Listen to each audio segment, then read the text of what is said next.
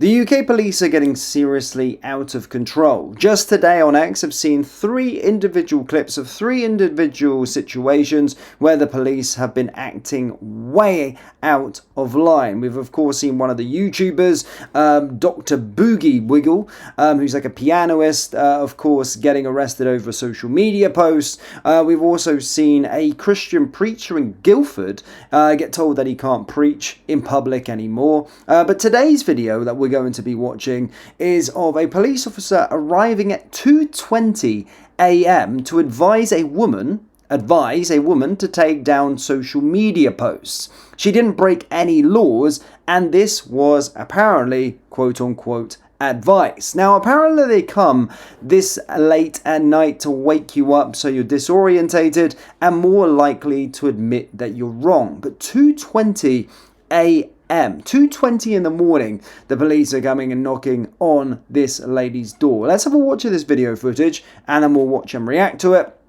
But as always, guys, please do hit the like button and hit the subscribe button for more. Have a watch of this disaster.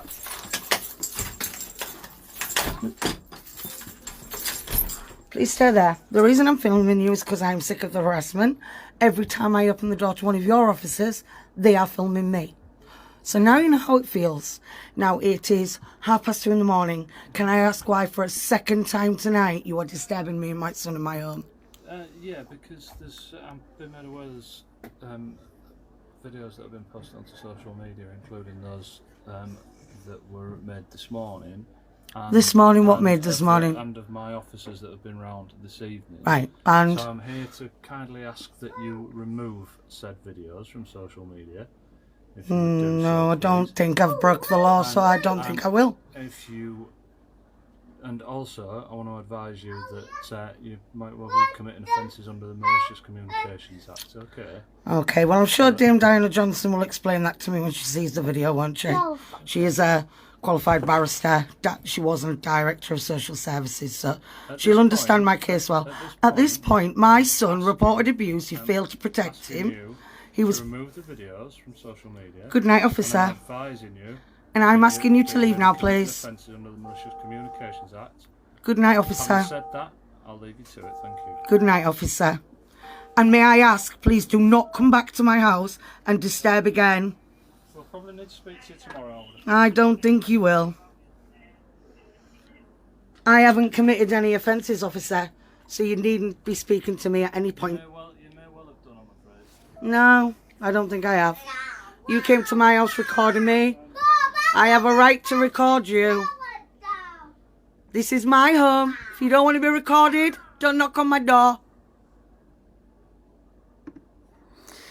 Interesting. Very, very interesting. So he's there to advise this lady. Now, again, sometimes with these clips, we don't know the full context of it. But, of course, she's kind of speaking. This one hasn't been edited or anything like that. And he's not really coming out there saying that he's got a warrant or he's going to be making an arrest. Now, this individual, that's the question I'll be asking. Do you have a warrant? Are you here to make an arrest? Well, no. Okay, give me your badge number and expect a call from the speech union in the morning, and we'll be taking legal action against you and whoever ordered you to my door at 2 a.m. 2:20 a.m. They're coming at here to advise her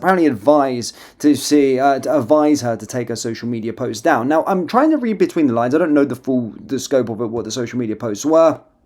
But essentially, I think that the lady must have recorded the police and the way, because you were saying about harassment of her sons and the way that they were dealing with things.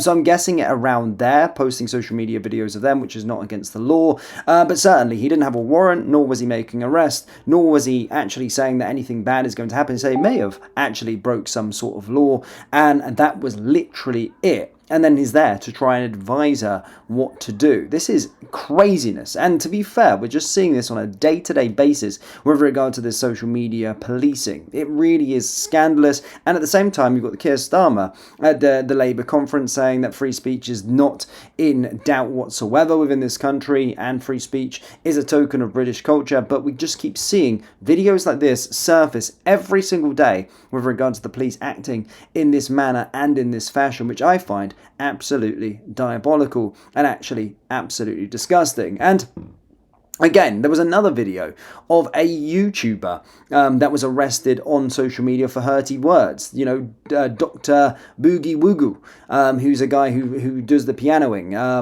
don't think I can share it on this in particular video due to him already posting it. However, of course, yeah, he got arrested for hurty words in the same day. As stated, the UK is definitely turning into communist China under Keir Starmer, and the evidence is all there for everybody to see. But absolutely disgusting, and do let me know your thoughts on this down there in the comment section below. In other news, the Home Secretary, Shabana Mahmood, has finally admitted that asylum hotels are a total disaster, but insists that the UK still needs migration. Ms. Mahmood vowed to close all migrant hotels before the next election, pledging to curb migration and cut visas to countries that refuse to take back their national offenders. She pledged for tighter rules around claiming indefinite leave to remain in the UK, as she pushes for migrants to show they are integrated and contribute to the UK through volunteering or charity work. The Home Secretary said immigration has been too high as she spoke ahead of the Labour Party conference, which kicks off today. She told The Sun, "The pace of that migration has been very, very fast. I totally understand why people have concerns about it. We need legal migration. It is a good thing. We are a country that has always welcomed people who want to come and work here. But I think in addition to living and working here, there is a bigger thing to do as well, which is to make sure that people are making a contribution to their wider community and wider society." Illustrating a change in policy, the Home Secretary plans to look at how to make sure that settlement in our country, long-term settlement, indefinite leave to remain, is linked not just to the job you are doing, the salary you get, the taxes you pay, but also the wider contribution you are making to our communities. Ms. Mahmood used her parents as an example, who were immigrants from Kashmir, India, and moved to Birmingham in the 1960s and 1970s. She said, "They didn't just come to work, they settled, they made a contribution to the local community. They were volunteers, they got involved in local politics. They did more than simply work and earn a salary." Ms. Mahmood stated that altering the law will help migrants integrate into society and show Britons they are making a contribution. The Home Secretary also urged cops to police our streets rather than social media and promised to change the law if necessary. She backed the rollout of ID cards, insisting, "It is not about being a Stasi state, but about cracking down on illegal immigration and working illegally in the UK." The petition against introducing digital ID cards has now surpassed 2.1 million signatures as unrest continues to grow. Ms. Mahmood noted that the far right is on the rise and thinks it is a dangerous moment for the country. The Home Secretary said, "I know if I'm not able to get this mess sorted out, then there will be more division in our country. I think securing the border is fundamental to holding the country together."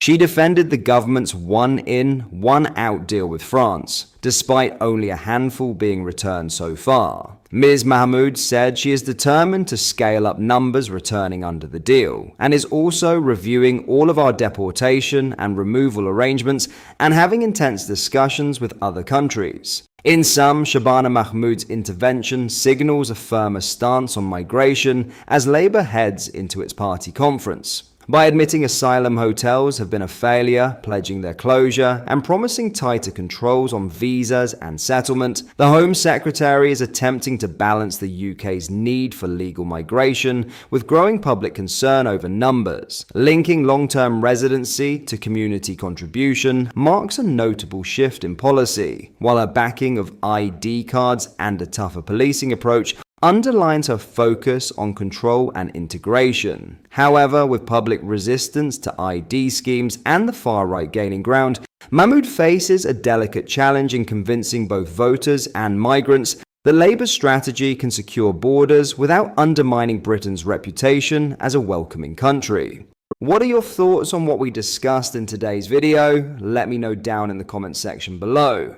If you've not yet already, make sure you do drop a like on this video and subscribe to the channel for more British content. Thank you, take care, goodbye.